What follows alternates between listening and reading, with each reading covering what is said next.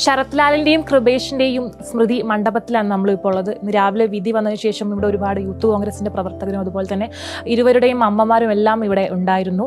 കണ്ണീരടിഞ്ഞ നിമിഷങ്ങൾ തന്നെയായിരുന്നു വിധി വന്നതിന് ശേഷം ഇവിടെ ഉണ്ടായിരുന്നു. നമ്മുടെ കൂടെ ഇപ്പം ശരത് ലാലിൻ്റെയും കൃപേഷിൻ്റെയും വേണ്ടപ്പെട്ട കുറച്ച് നാട്ടുകാർ, ഒപ്പം തന്നെ അവരുടെ സഹപ്രവർത്തകരൊക്കെ നമ്മുടെ കൂടെയുണ്ട്. 2 ചെറുപ്പക്കാർ കൊല്ലപ്പെട്ട കേസിൽ ഗവൺമെന്റിനെ സംബന്ധിച്ച് അതിനകത്ത് കുറ്റക്കാരെ ശിക്ഷിക്കണം എന്നുള്ള നിലപാടാണല്ലോ വേണ്ടത്. അത് ഭരിക്കുന്നത് ആരായാലും ഇരകൾക്ക് നീതി കിട്ടണം എന്നുള്ള നിലപാടാണ് ഗവൺമെന്റുകൾ സ്വീകരിക്കേണ്ടത്.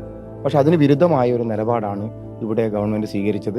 സുപ്രീം കോടതി വരെ നമ്മൾ പോകേണ്ട സാഹചര്യം ഉണ്ടാക്കിയതും ഈ ഗവൺമെന്റ് തന്നെയാണ്. പിന്നീട് പ്രതികളെ സംരക്ഷിക്കാൻ വേണ്ടി നമ്മുടെ കൂട്ടത്തിലുണ്ടായ DCC പ്രസിഡന്റൊക്കെ ആയി പ്രവർത്തിച്ചിരുന്ന, ഈ കേസുമായി ബന്ധപ്പെട്ടൊക്കെ ആദ്യഘട്ടത്തിൽ നമുക്ക് ഒക്കെ സഹായം ഉണ്ടായിരുന്ന CK ശ്രീധരനെ അവർ പാർട്ടിയിൽ കൊണ്ടുപോയി ഈ കേസിന്റെ വാദം ആദ്യം അവർ പറഞ്ഞത് 1-2 പ്രതികൾക്ക് വേണ്ടി മാത്രമാണെന്ന് പറഞ്ഞെങ്കിൽ പോലും വിചാരണ ഘട്ടത്തിൽ മുഴുവൻ പ്രതികൾക്ക് വേണ്ടിയും വാദിച്ചത് CK ശ്രീധരൻ തന്നെയാണ്. ഞാൻ അതിനകത്ത് സാക്ഷിയായിരുന്നു.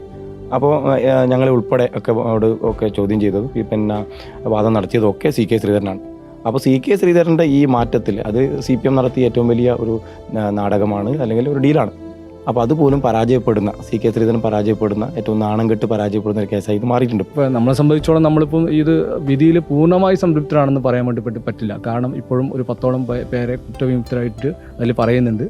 പക്ഷേ പാർട്ടിയുടെ ഇവരുടെ നീതിക്ക് വേണ്ടിയുള്ള പോരാട്ടം, കോൺഗ്രസ് പാർട്ടി ഒരു പോരാട്ടമായിരുന്നത് തീർച്ചയായും ഇനി ഹയർ കോടതിയിൽ പോയി ഈ കുറ്റവിമുക്തരാക്കിയ ആൾക്കാരെ ശിക്ഷിക്കാൻ വേണ്ടിയുള്ള പ്രവർത്തനമായി പോകും എന്നാണ് ഇപ്പോൾ നമുക്ക് പാർട്ടി പറഞ്ഞുകൊണ്ടിരിക്കുന്നത്. പൂർണ്ണ സംതൃപ്തരല്ലെങ്കിൽ കൂടെയും ഇവരുടെ ആ വിധി അവർ ഉൾക്കൊള്ളുന്നുണ്ട്. ഇനിയും മുന്നോട്ട് നിയമ നടപടികളിലേക്ക് പോകാൻ തന്നെയാണ് ഈ നാട്ടുകാരുടെ അല്ലെങ്കിൽ യൂത്ത് കോൺഗ്രസിന്റെ തീരുമാനം.